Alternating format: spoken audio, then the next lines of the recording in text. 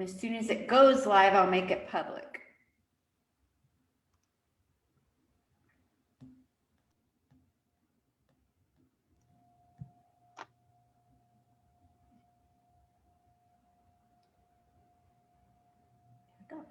Facebook people, hello there. Welcome to Comic Spot, edition number 600 and something. Who cares?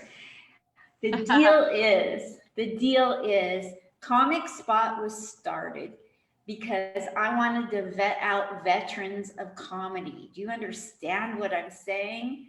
And every once in a while, I get so lucky to actually get a veteran of comedy. And today you have one. She's right there in the other square. Look at her.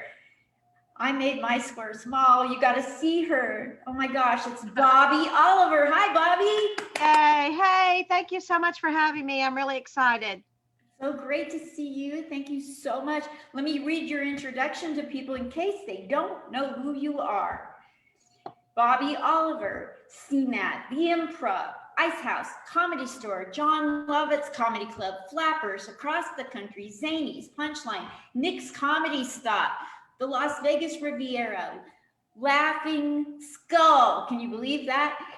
On Sirius XM Comedy Radio. You guys, this is a legend. This is what this whole show is about. She's been on ABC, TNN, Style Network. I can't memorize all this. Entertainers with Byron Allan. Oh my gosh, you guys. She owns the Dow Comedy Studio in Los Angeles.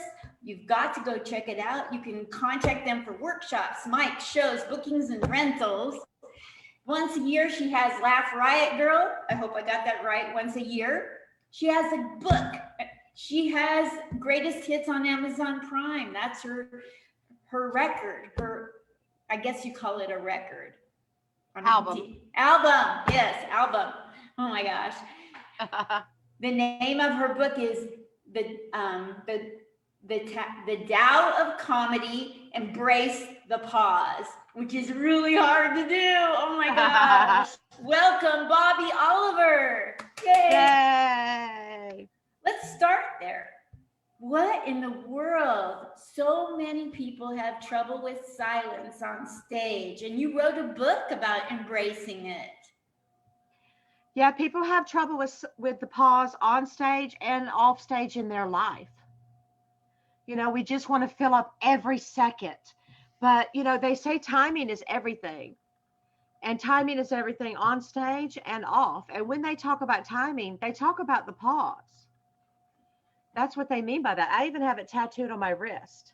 Oh, I love that. Yeah, because what people don't understand is if you want something, first pursue nothing. Because something needs a space to move into. Wow. Well, we all want these aha moments, but there's no room for the aha moment if our head is just full all the time and we're just thinking, all going through life. Wow. How did you get involved with being the Tao of comedy instead of just another comedy space? Mm-hmm. Well, I started doing comedy in 1988 when I was in college. And I'm from Georgia. I moved to Los Angeles in 1997. And then I started teaching comedy at the beginning of 2004. So, you know how to do what you know how to do? Yes. But you don't necessarily know how to explain to other people how to do what you know how to do. So I basically had to learn to be a teacher. Wow. I had to learn how to get these ideas across. And, I'm a Buddhist. Okay. And so I'm actually a Taoist, but I tell people I'm a Buddhist because it's easier for them to understand. But it's very, very similar philosophies. So when I started teaching comedy, people would ask me this, questions like, what should I write about? And I would respond, what do you care about? And people would ask, what is my persona? Hmm. And I would ask, I would respond, who's asking the question? And so one day it dawned on me that without even realizing it, I had actually been teaching the Tao of comedy. because to me, so I realized that I was answering them in things I'd learned in Eastern philosophy from studying Buddhism and Taoism. And because to me, the answers were always the most organic answer, the least contrived approach. And so once I realized that I actually was doing that, then I decided to make it more purposeful. And I researched more for years before, my book came out. So my book, my book came out in 2013, and I'm currently doing an audio version of it, which I have decided to make a second edition to update some of that really outdated language about technology and other things. So, yeah, I've been super happy with it. The Wonderful. response and And so you have the Dow studio where you teach to people. You just mentioned off camera that this week you had three classes simultaneously, all graduating the same week. yeah. So I, since the lockdown, obviously everything has changed. So I had two classes on Zoom and one outside in our on our patio at Dow. And so each of them had their own showcase at the end. So we had two Zoom showcases. And then last night we live streamed from the patio to Zoom, that grad show. And just every one of them were so much fun. And just working with all those comics, it just, it's so fulfilling. Yes. So what is the main thing in your life growing up that made you decide to embark on comedy? Well, when I was a kid, Mhm. um, my daddy and I used to watch. I'm from Georgia, so I say daddy. It's not weird. Just roll with it. Dukes of Hazzard country. Oh, I was actually raised in the city where the Dukes of Hazzard was filmed. How cool is that? Yeah, if you're wondering how redneck I actually am. So when I was growing up, I had a really, crappy childhood.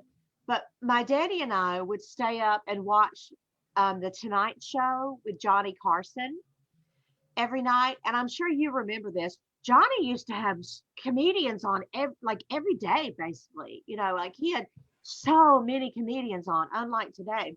And so I just fell in love with comedy, from childhood. So I always just was a fan of comedy, but didn't really see myself as a comic, even though, I started doing theater when I was 14. And, I wrote poetry and all sorts of stuff. But it wasn't until I saw um, Brett Butler, the comedian Yes. Brett Butler, who's from Yes. Alabama, and also Roseanne. They were both on the Tonight Show. And that's when I suddenly went, oh, I could do this. I could actually do this. So I think that's, representation is so important. Yes. Everybody should be able to see themselves in whatever field it is that they want, so they know that they can have that dream too. Absolutely. So you started in the 80s. Your very first time on stage, can you take us through that moment when right before, during, and a little after? What was that like for you? Well, so I was 19 Mhm. and I decided that I wanted to do stand up, but Mhm. I wasn't old enough to get into comedy clubs.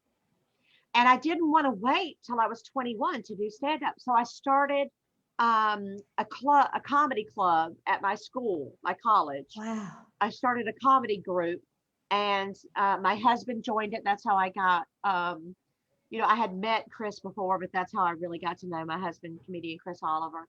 And we'd put on shows for the school, and it would be like sketch, stand up, sketch, stand up. And so the first time I was on stage was at my college. And I was very nervous, but I was so excited to have been able to do this. And I felt comfortable because, it was my school. It was a small school and I knew everybody. But then I had to keep doing it at school until I turned 21. And then the week of my 21st birthday, I did an open mic at the Punchline in Atlanta. And then from then on, I was like, oh, this is it.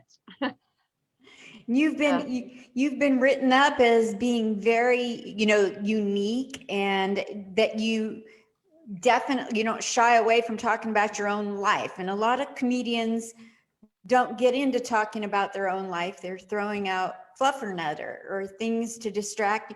So you just lay it all out on the line and go into your own life, which I think takes a lot of confidence. Well, I think, first of all, the older, like I was saying before we started, I've aged into respectability. Legend just means old. So, when you first start doing comedy, it's not that easy to talk about like super personal traumatic things. You're just trying not to throw up, right? You're just trying to figure out how to hold the microphone. So, the longer you do comedy, the easier it is, or the more comfortable you feel taking those risks and talking about trauma in your life and talking about, taking on various issues. And I feel like, my job, well, first of all, I feel like my job is to inform, enlighten, and entertain. And I feel like it's my job to use my comedy powers for good. Absolutely. So I go at, I talk about politics. I talk about racism, I talk about sexism. I talk about rape culture, because that's my, that's from, where I come. And also just, I think it's important to use your microphone, for good. You have a platform. People listen to you, how are you going to use that? Absolutely. When I looked over the information on your website, I noticed in your book, The Tao of Comedy, Embrace the Pause, that two of my heroes in comedy had recommended and written in the foreword of the book. Maria Bamford for doing comedy with a different ability of some kind, and Wendy Liebman for her embracing pauses. I'm a huge fan of both of them. I'm lucky enough to be friends with them. Maria's just an awesome comic and has just done so much with talking about mental illness and just, normalizing things like that. And just, also very funny. And Wendy Liebman is one of the best top 5 joke writers in the history of comedy. I mean, nobody writes a joke like Wendy Liebman.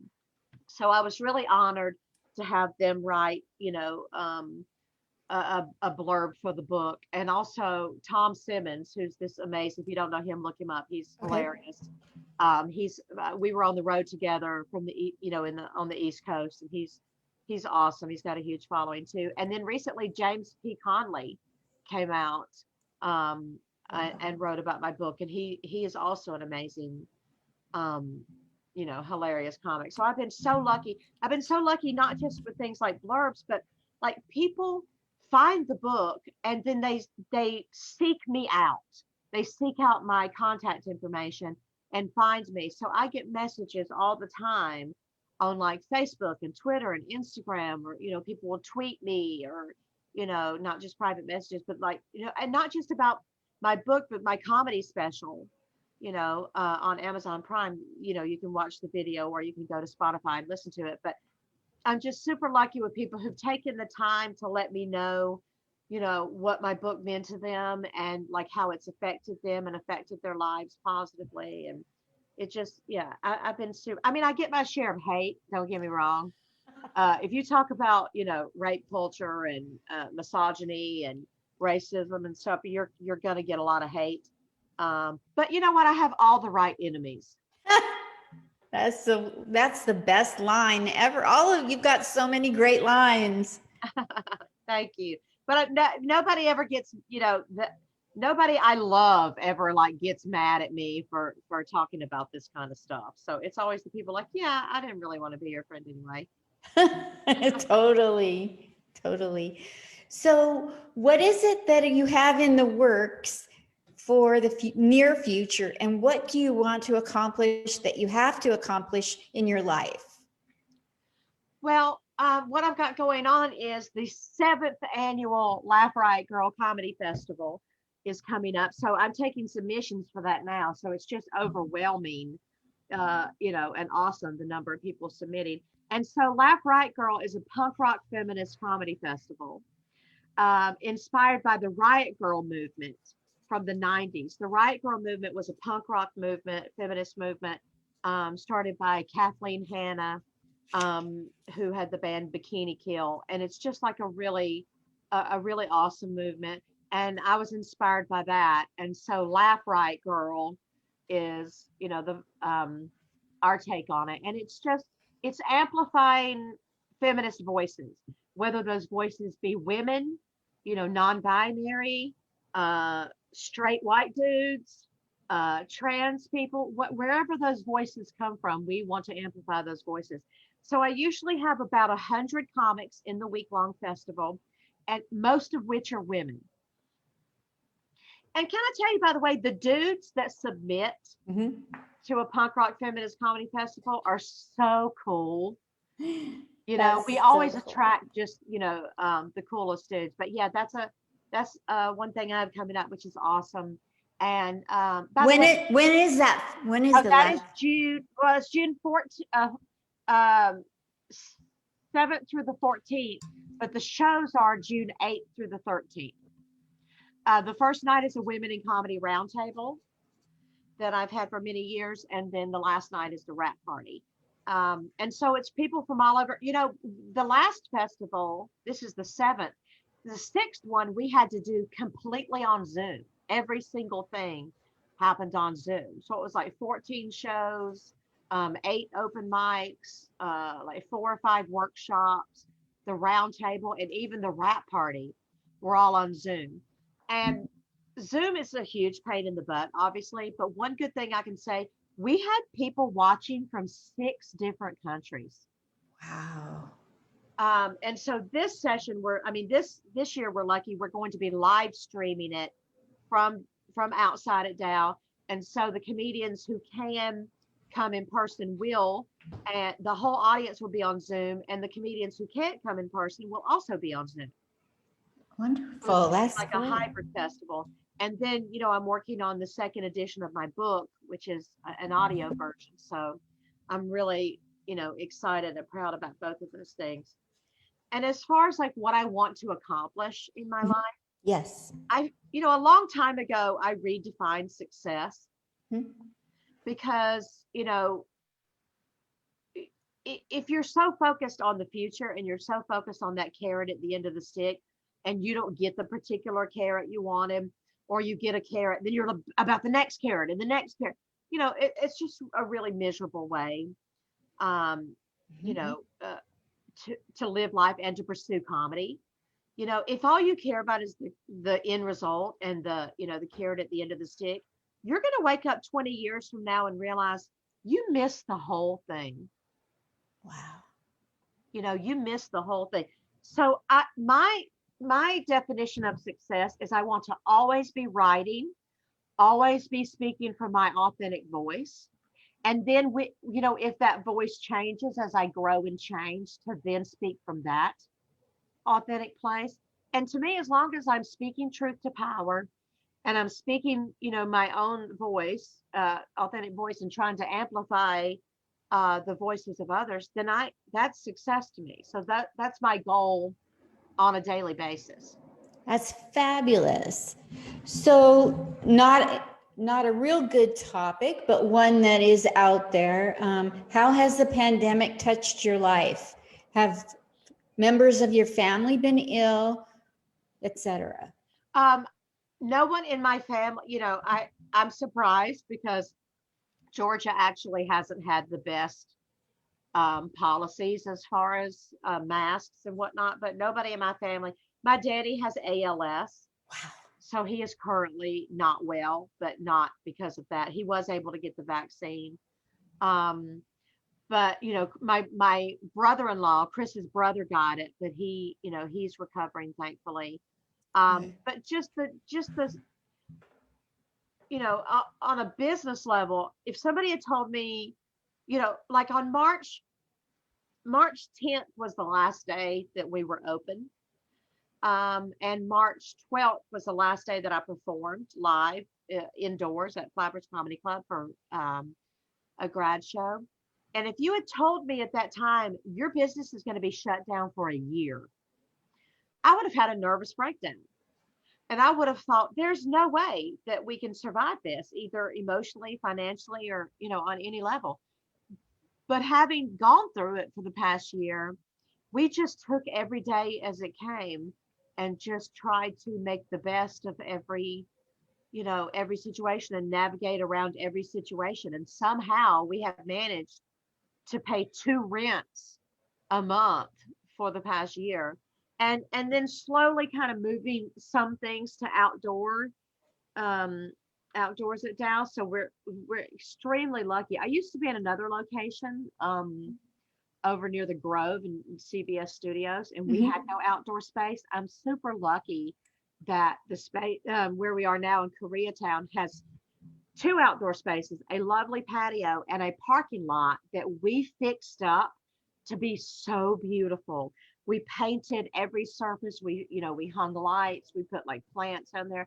So we're really lucky that we've been able to do, some outdoor classes and some outdoor open mics. By the way, if people don't know, Linda's background is Dow Comedy Studio. Yes. I don't have it on right now because I have to put up a screen and throw over a blanket. I just try to keep this part of my house clean. I Don't look at anything else. love the green in your living room. Oh, thank you. I painted that. It's gorgeous. Oh my gosh. We have a blind dog. That's why we have so many pillows and gates and stuff. Oh. But yeah, I painted that, and I painted the bedroom and the inside of those bookcases. It's if you're want the paint, it's Granny Smith apple. Oh, sounds good. That's wonderful. You can So, lick the wall.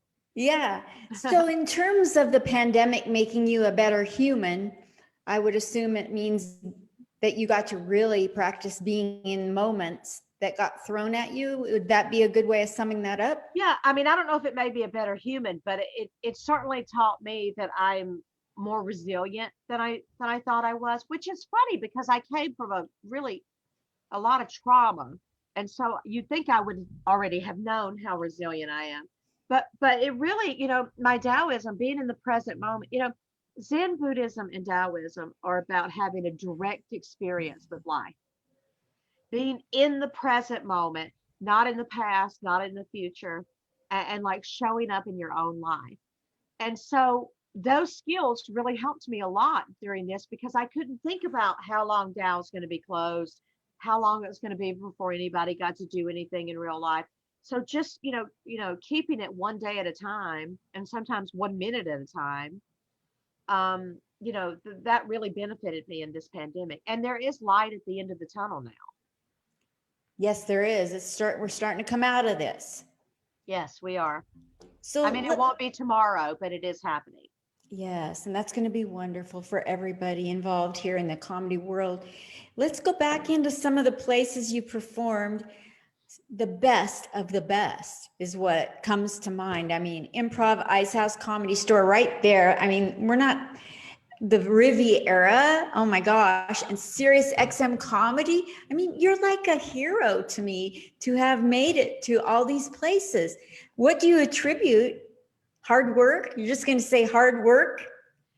Well, thank you so much for saying that. I really appreciate it. But I mean, it's just consistently, I've been doing comedy 32 years.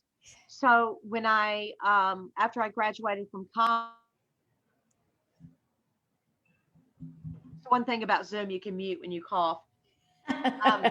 After I graduated from college, we moved to Athens, Georgia, which is the coolest place on earth, my husband and I went on the road from there. Mm-hmm. And I just, performed up and down the East Coast. I've done comedy in 26 states, but I mostly performed in like 14 states up and down the East Coast, and came home a day a week, for like 8 years. So, just consistently doing it, you get better, you learn more. And then moving across the country from Georgia, when I got here, I actually threw away my old act. Wow. I threw away over an hour of material and started all over again. Wow. Because those jokes didn't quite necessarily translate, to California. So it's just, I just kept going.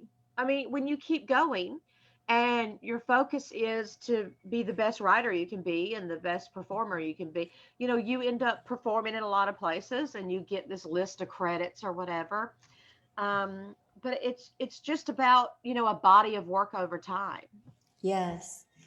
So when you've traveled, this is something that really bothers me, is that people who are legends have, they've given up so much to make us laugh over the years, like you, and they walk into a club, maybe unannounced or announced, and people don't recognize them or bother to find out. I mean, I've seen legends be ignored in comedy clubs, and that really bothers me.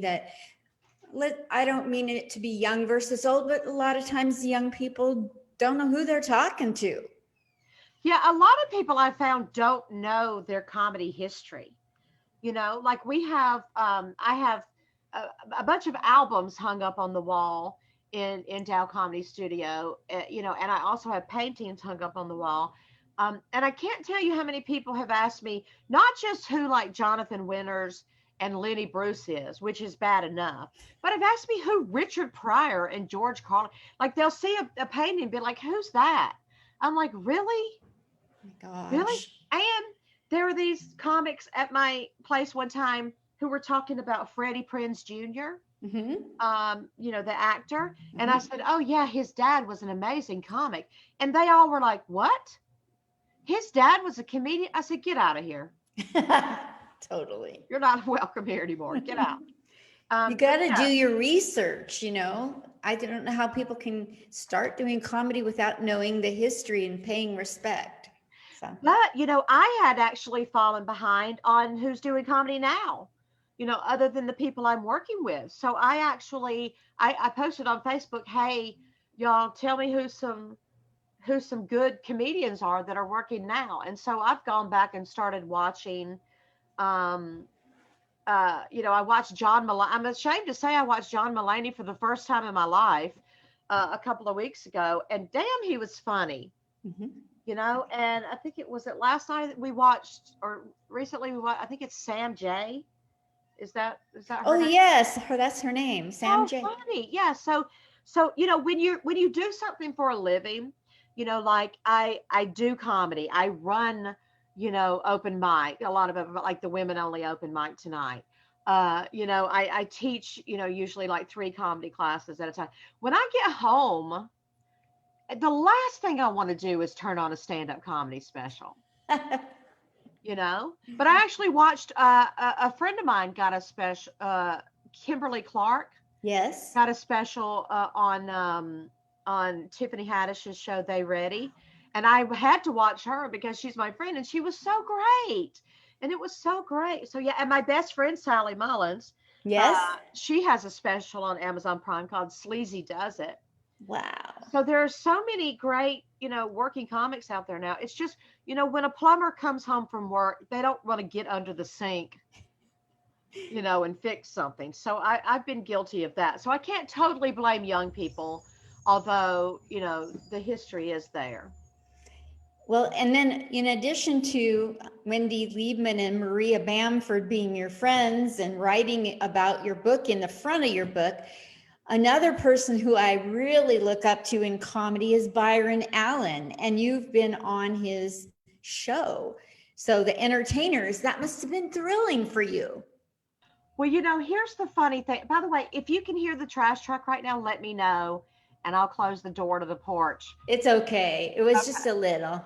Okay. Monday is trash day in Pasadena. If anybody was actually, hang on.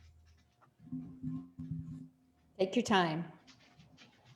She's just going to go make sure we don't have extraneous noise.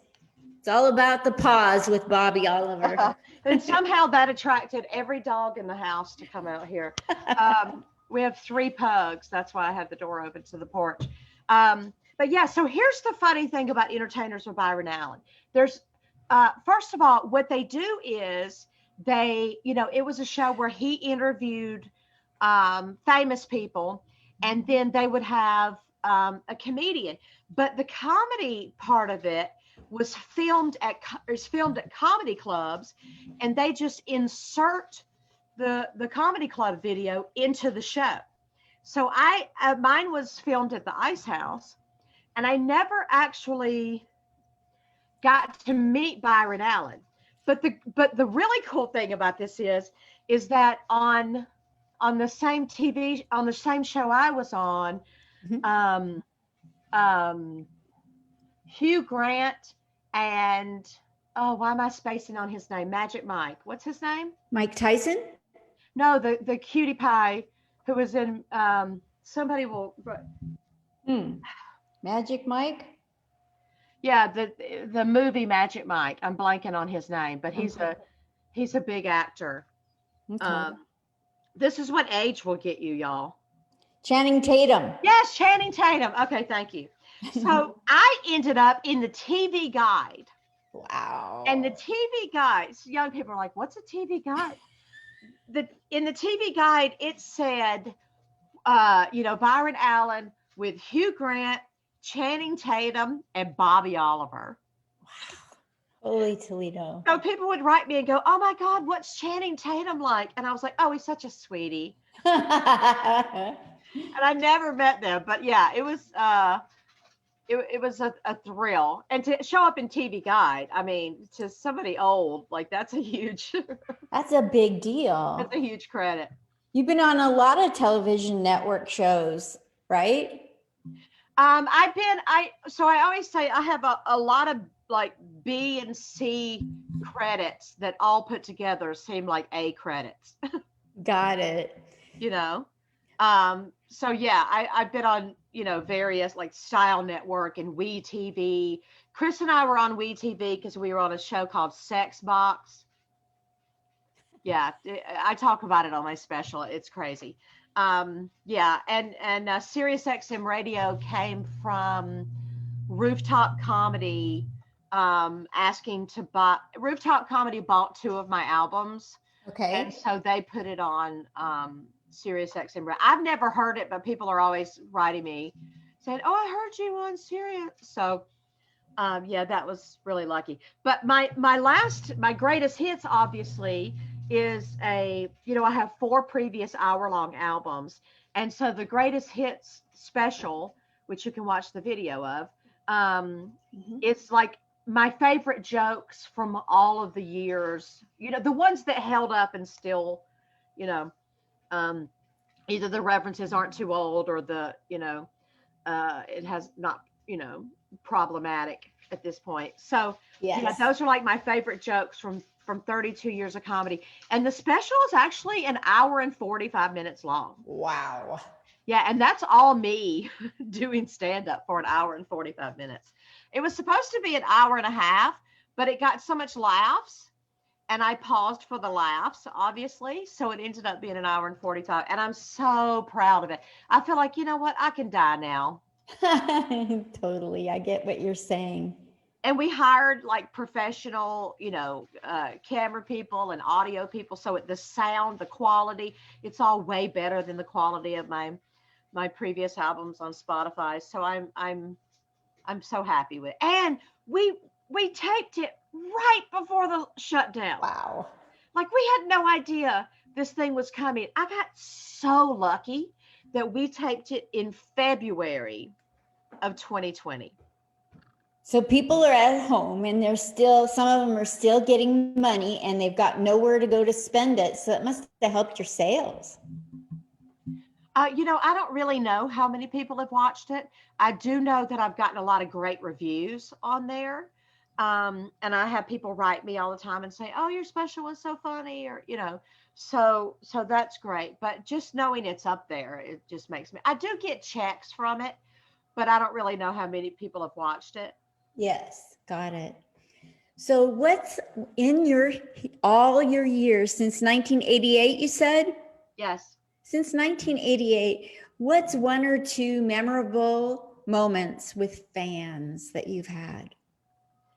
I mean, oh my gosh, I have so many fans that are now my friends because we got to talking or got to know each other just by them, following my work, and then we became friends.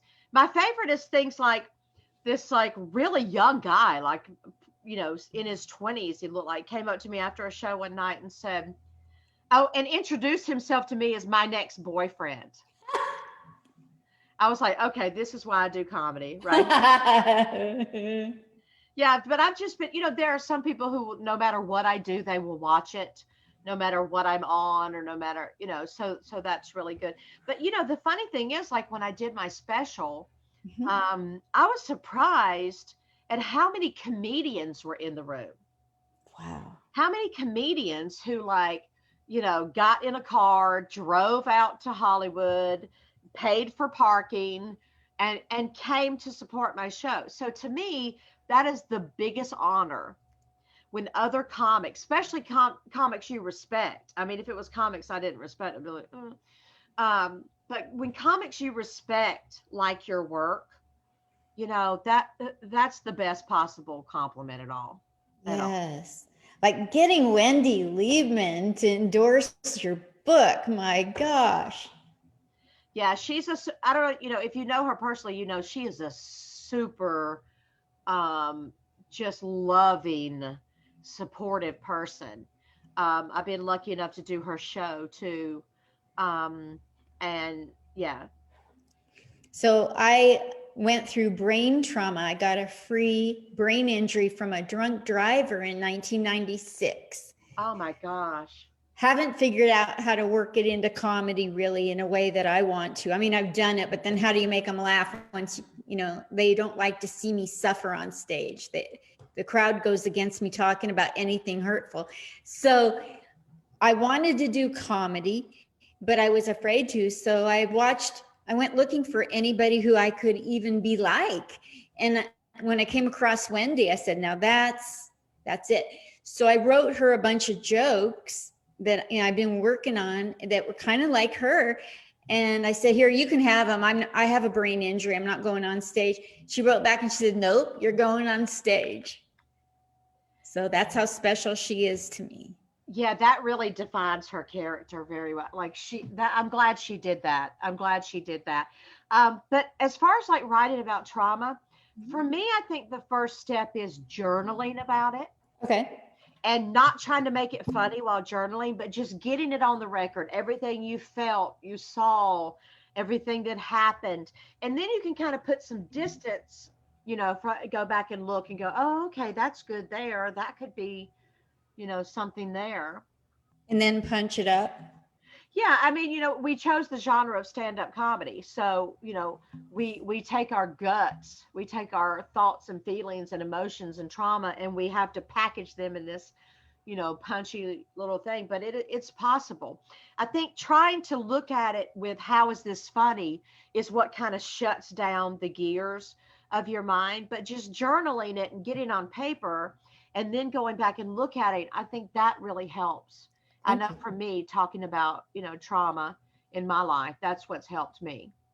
Thank you so much, Bobbie. I appreciate that too. And you will, when you do this, Linda, not only will it heal you, but it will heal somebody else in the audience that has gone through something like that. You're giving me chills. I'm getting Jennifer Lopez body Goosies. Well, any sentence that includes Jennifer Lopez is a good sentence. So I know. I would switch teams for her. Yeah, I think I was born on her team. She just sexuality, Jennifer Lopez. She just renewed vows with A-Rod, so I don't know. That's a whole nother talk show. So what would you like to say to people in closing? Where would you like them to help you? How would you like to help heal other people or inspire other people? Okay, so here's what I want to say. Your voice matters. You know, this is not just about my voice and my perspective. This is about your voice. You know, there's a story that goes, God split itself into every possible thing, every person, every tree, every rock, every mountain, every squirrel. So God could see itself from every possible point of view. And so if you wonder, do I have anything to contribute to the body of work that is stand-up or whatever it is, you know, writing screenplays, writing poetry, right? You know, whatever it is, Does my voice matter? You are literally the only person on this planet that can report back to the rest of us exactly how things look from your particular point of view. Mhm. And if you don't do that, if you don't use your voice, we won't know. So your voice matters. Whatever it is that you're doing, whatever it is that you want to do, don't think, oh, this is, somebody's already talked about this, or somebody, nobody has all of your exact thoughts and feelings, experiences, perspective. So everybody out there listening, your voice matters, and your voice is needed in the conversation. Body Goosies once again. Oh my gosh, that's beautiful. Thank you. I mean, and obviously watch my special. Yes. So you have the Dow studio, and people can go and book a room. They can book you or your husband, Chris Oliver, the comedian, as well. They can come to the women only mic once a week. That's on Yeah, we also have tonight. an LGBT plus allies mic. We won LA Weekly's Best of LA, Best Place for Women Comics. And we also won Open Mic Reviews, Best Safe Space Mic, and Best Place to Do Your First Set. Oh my gosh. So That's whether you're new or fabulous. not, I work for everyone from people who've never done comedy or acting or improv a day in their lives to people who've been doing comedy for 20 years. Wow. Yeah, so no matter what the range. So if somebody wants to take courses from you, like say from Las Vegas, how often do you offer Zoom courses, and where do they go to sign up to your? So my classes are starting back at the March 28th, April 1st, and April 3rd. And April 1st, which is a Thursday night at 7:30, and April 3rd, which is a Saturday at 2 p.m., both have Zoom options. The Saturday class is completely on Zoom, and the Thursday class is a hybrid, in-person outdoors and Zoom. So some people will be on Zoom, some people will be in person. And then the Sunday class is completely outdoors. And then afterward, we have an outdoor open mic. Fabulous. And so they can sign up Yeah, on. so you can go to dowcomedystudio.com, and Dow is spelled T-A-O, as if it were pronounced Tao, but it's not. Dowcomedystudio.com, or you can look me up, Bobbie Oliver. Bobbie's Bobbie Oliver, because I'm a girl. And you can find that info. Contact me on Facebook, Twitter, or Instagram. And if you want to submit to the festival, also all that stuff. It's spelled Laugh Right Girl, GRRRL, but I also bought laughrightgirl.com spelled the regular way for if people miss that spelling thing. So yeah, we have lots going on. We have regular open mics too that aren't just women or LGBT. And we do shows every Saturday night, which you can watch from anywhere in the world with no pants.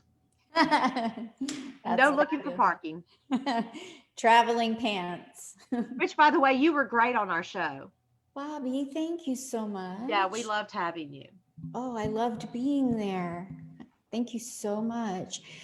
Well, I'm going to go ahead and evidently head out of here, and I have adored getting to know you and have my own time with you all to myself with nobody to interrupt us but the garbage man. Yeah, and a few pugs. Thank you so much for coming on. Thank you so much for having me. This is awesome. And we'd love to have you in the festival or do our show again or anything. Thank you so much. I'll go out and submit to the festival.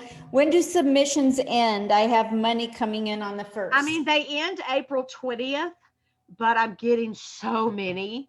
Mm-hmm. So the sooner someone can submit, the better chance they have of getting in. I'll do it on the 1st. I mean, you do it whenever you want to, but for the general public, the sooner you submit, the better chance you have of getting in, because I just run out of spaces, Thank you. And honestly, I hate to take people's submission fee if I know that I don't have any more room. Exactly. That's very good. It always helps to have ethics, the thing. It's not a thing of the past. Yeah, I even have a chapter. I have talk about, comedy ethics in my book because I think it's so important. Wow. I love that. I got to get your book. Okay, well, I'm going to submit to the festival and I appreciate you so much. And I'm sure other people will be so blessed to get to hear what you're all about. And I'm going to go type up some of the things that you've underscored for people. And again, I'm going to put out your credits and all about the things that you're doing. And then I'll put it out there. I'll send it to you somehow, probably by email. And let me know if there's any changes.